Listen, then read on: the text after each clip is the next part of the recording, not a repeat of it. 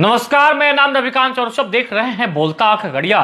देखिए, इस वक्त की सबसे बड़ी खबर सामने निकल कर आ रही है, जहां कई दिनों से सीट शेयरिंग को लेकर एनडीए में घमासान मचा हुआ था। तो एक को मनाओ तो दूजा रूठ जाए वाली जो कंसेप्ट थी, वो तस्वीरें सामने निकल कर आ रही थी। अब जाकर के जो है स्थिति स्पष्ट हो चुकी है।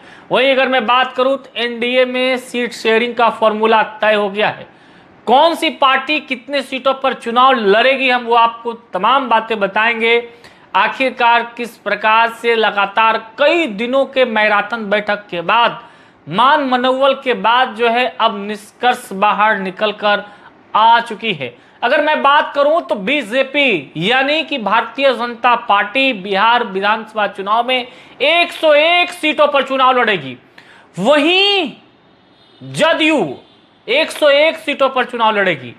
जहां कही जा रही थी कि जदयू बड़े भाई की भूमिका में रहेगी 102 सीटों पर, और बीजेपी छोटे भाई की भूमिका में यानी 101 सीटों पर, जो पिछले 2020 के बिहार विधानसभा चुनाव में समीकरण था। लेकिन इस बार कुछ और है। जदयू और बीजेपी जो है एकदम बराबर सीटों पर चुनावी मैदान में होगी। इसके अलावा जिस प्रकार से कई दिनों से मान मनोवल के बाद चिराग पासवान आखिरकार कितने सीटों पर वो उन्होंने जो है अपनी सहमति जताई है, वो है 29 सीट। यानी कि 29 सीट पर लोजपा रामविलास चुनाव लड़ेगी। इसके अलावा अगर मैं बात करूं उपेंद्र कुशवाहा की आरएलएम पार्टी को 6 सीटें, तो वहीं पूर्व मुख्यमंत्री जीतन राम मांझी की हम पार्टी को 6 सीटें।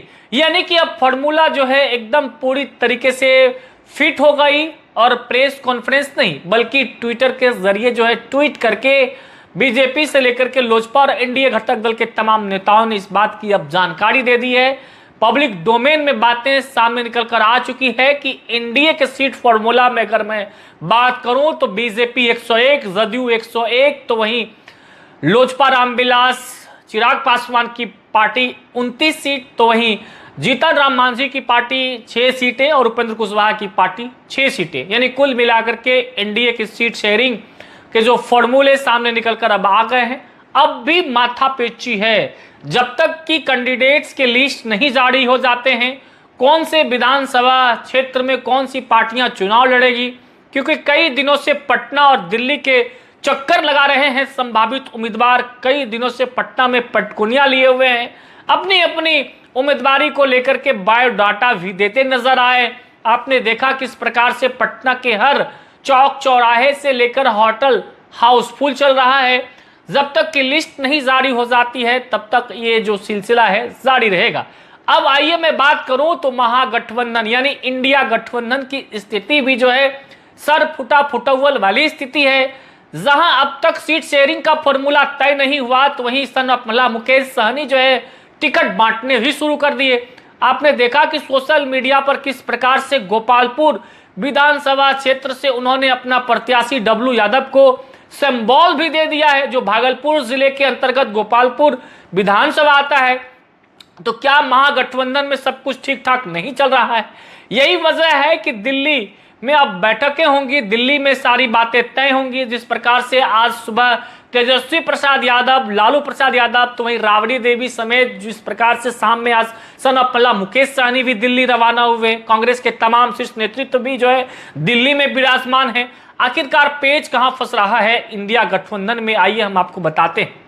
सन ऑफ मला मुकेश सहनी आरजेडी की वैसी सीटों पर दावेदारी पेश कर दी है जिस पर कि आरजेडी के परंपरागत जो है सीटें रही हैं या फिर उनके सीटिंग विधायक हैं।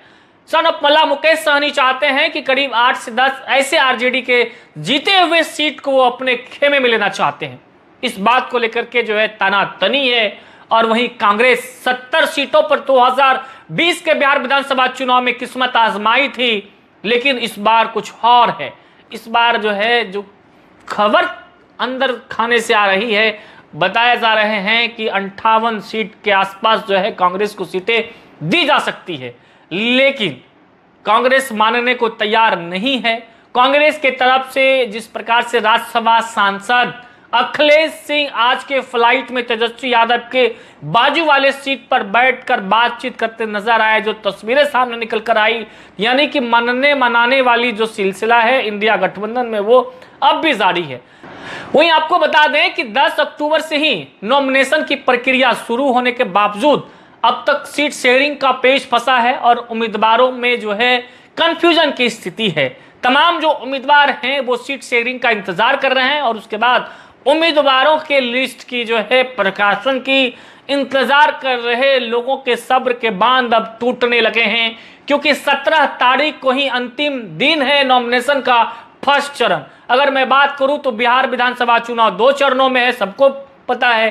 पहला चरण 6 नवंबर तो दूसरा चरण 11 नवंबर को है और ऐसे में तमाम राजनीतिक पार्टियां अपने तरीके की समीकरणों को साधने की जुगत में तो नजर आ ही रही है। अब देखना लाजमी होगा कि कल तक क्या इंडिया गठबंधन सीट शेयरिंग के फॉर्मूला को जो है वो प्रेस कॉन्फ्रेंस के जरिए बता सकती है या भी नहीं, या फिर इसी तरीके से सिर्फ फुटाफुटव्वल होती रहेगी। क्या अब जिस प्रकार से कयास लगाया जा रहे थे सन ऑफ मल्ला मुकेश सहनी क्या इंडिया गठबंधन में रहेंगे या फिर चले जाएंगे, ये तमाम जो कयास हैं अब वो जो एनडीए की तरफ से सीट फॉर्मूला तय हो जाने के बाद अब सिर्फ महागठबंधन में सीट शेयरिंग का जो है फॉर्मूला तय होना है। देखना लाजमी होगा कि आरजेडी कितनों सीटों पर, कांग्रेस क्या पिछले दफा जिस प्रकार से 70 सीटों पर लड़ी थी इस बार आंकड़ा उसका कितना पे आकर लुढ़कता है। इसके अलावा सन ऑफ मल्ला मुकेश सहनी की पार्टी को कितनी जिम्मेदारी यानी कितनी सीटें मिलती है, या फिर पशुपति पारस की जो पार्टी है उसे कितनी जिम्मेदारी मिलती है, कितनी सीटें मिलती है। इसके अलावा जो लेफ्ट की पार्टियां हैं, क्योंकि लेफ्ट के नेताओं ने भी पिछले दिनों प्रेस कॉन्फ्रेंस कर कहा कि उन्होंने 2020 के बिहार विधानसभा चुनाव में उन्होंने बेहतर प्रदर्शन किया है, तो उसी के आधार पर इस बार ग्रेस मार्क्स मिलना चाहिए, यानी कि सीटों में इजाफे होने चाहिए। अब देखना लाजमी होगा कि सीटों का जो फॉर्मूला है वो कौन सी पार्टियां कितने सीटों पर लड़ती है इंडिया गठबंधन की तरफ से। वहीं अगर मैं बात करूं तो एनडीए की तरफ से सब चीज स्पष्ट हो चुका है, जहां बीजेपी और जदयू 101 पर, तो वहीं लोजपा रामविलास 29 सीटों पर, जीतन राम मांझी और उपेंद्र कुशवाहा की पार्टी 6 सीटों पर। बना अब तक इतना ही, धन्यवाद। बने रहे बोलता खगड़िया के साथ।